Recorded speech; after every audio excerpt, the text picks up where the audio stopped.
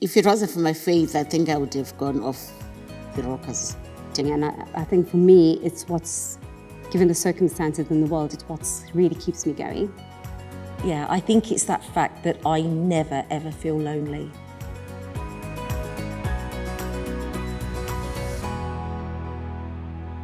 So we were just brought up that Sunday was our day to be at church, which you never questioned. Around about my teens, I sort of rebelled a little bit.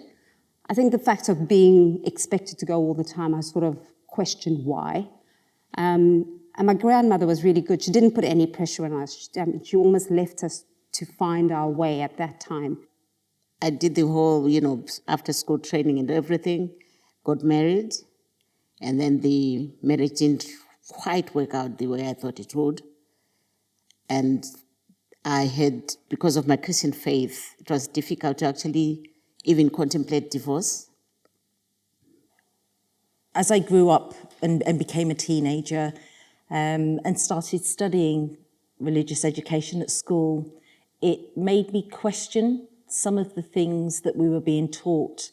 Luckily, I wasn't forced to go to church. I was allowed to just carry on as I needed to do. And eventually came back to church of my own free will, not because I was asked to do or anything. It was where I was meant to go.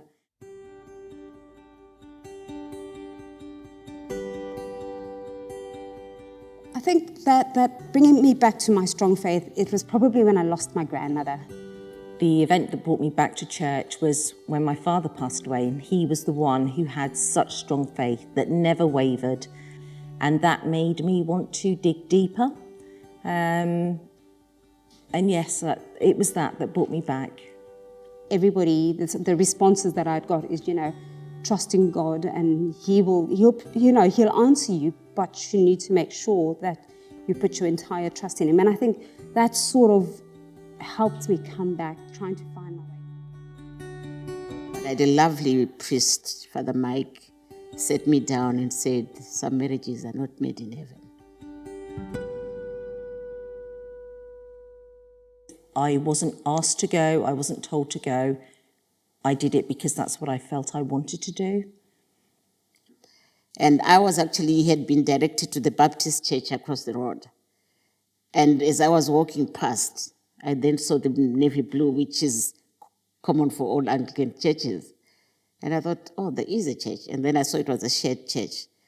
Came through that door, and the welcome that I got here. And that was in 2009, and I'm still here. I had to come to church. I needed somewhere to go. I needed somewhere I could question. And I found in this church a beautiful family.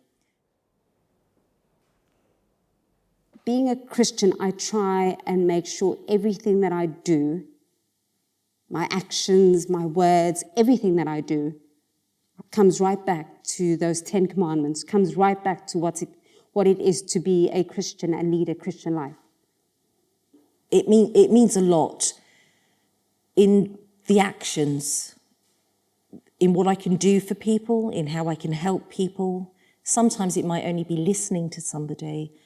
I try and go through my everyday life talking to people, making time to talk to people, because you never know if you're the first person they've spoken to or if you're the only person they've spoken to. I think it's the love. The whole, my Christian is all built on love, sharing the love and giving the love. And I get it from here.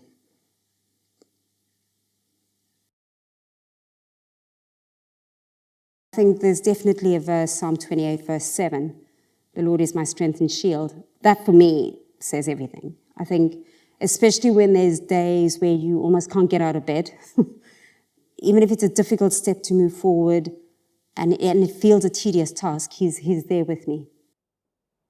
One of the passages is Isaiah 41, verse 10. Sometimes you can feel really overwhelmed, quite lonely, quite scared. And these passages are saying that you're never alone, that there's always someone with you. Jeremiah 29:11.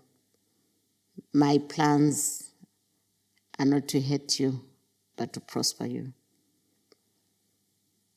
And I always, every time something doesn't happen the way I want it, I then just go back to it to say, no, those are God's plans.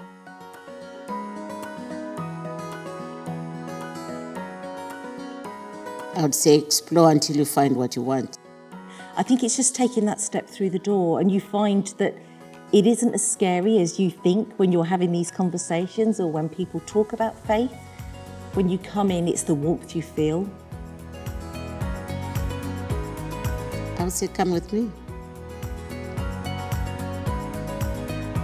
Come in with me and experience what I'm experiencing.